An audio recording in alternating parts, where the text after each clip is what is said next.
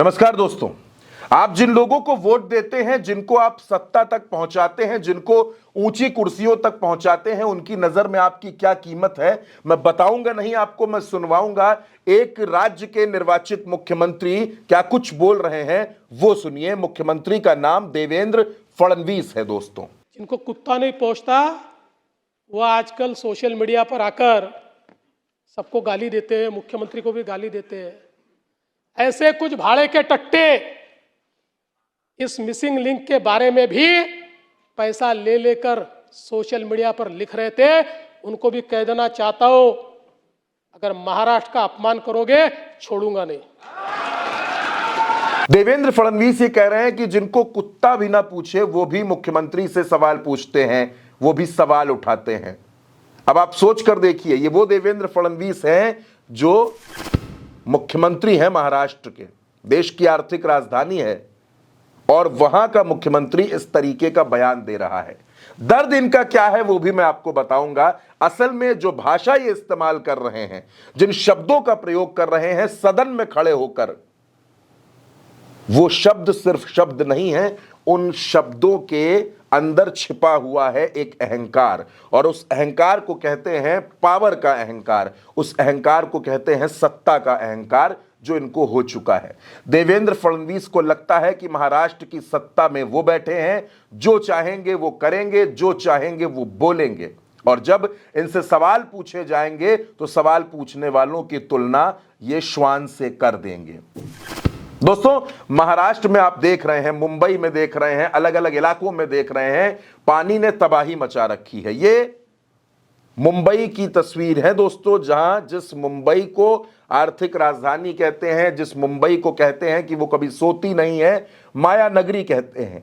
माया नगरी में लोग बड़े बेचैन हैं क्योंकि वो परेशान है। परेशान इस वजह से हैं क्योंकि पानी घरों में भर रहा है।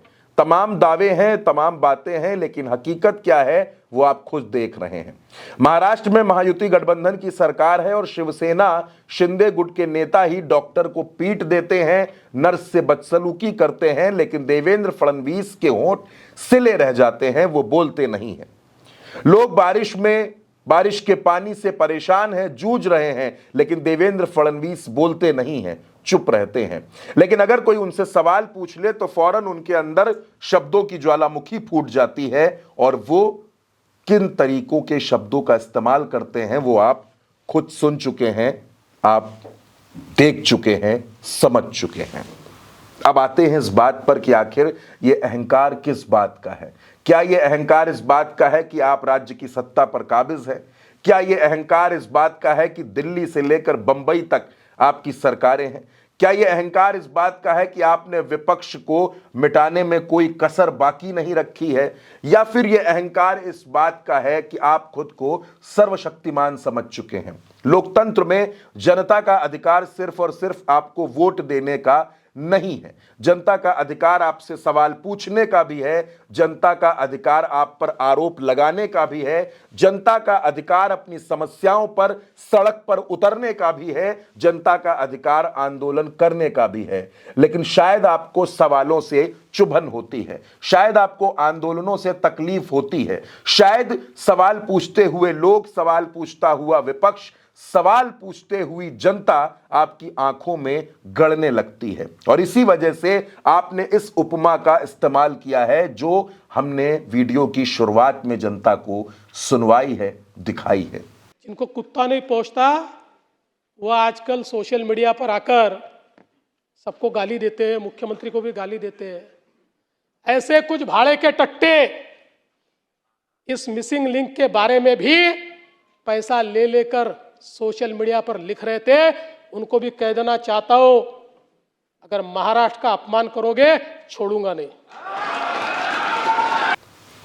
महाराष्ट्र में जो कुछ हो रहा है उसकी तस्वीरें किसी से छिपी नहीं है। हजारों करोड़ के प्रोजेक्ट 2-2 महीनों में अगर धराशायी होने लगेंगे तो सवाल तो पूछे जाएंगे।